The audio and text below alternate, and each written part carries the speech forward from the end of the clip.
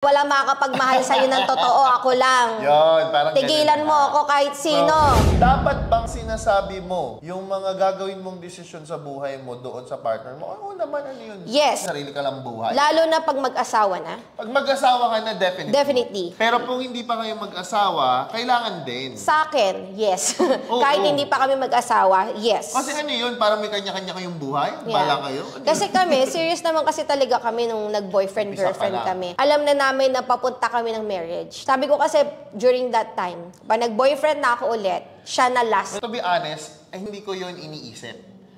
Hindi ko iniisip din na magkakaroon ako ng iba or gusto ko ng iba maybe in the future. From the very start na naging steady tayo, hindi ko na naisip na parang magkakaroon pa ako ng ibang girlfriend. Kasi ang realization ko is kahit anong mali sa akin, parang okay lang sa kanya. Parang hindi niya ako kayang iwalayan sa kahit na anong pangit na meron sa akin. Well, that's true love. Para sa akin, hindi yun kayang gawin ng ibang tao para sa akin. Wala makakapagmahal sa'yo ng totoo, ako lang. Yun, parang Tigilan mo ako kahit sino.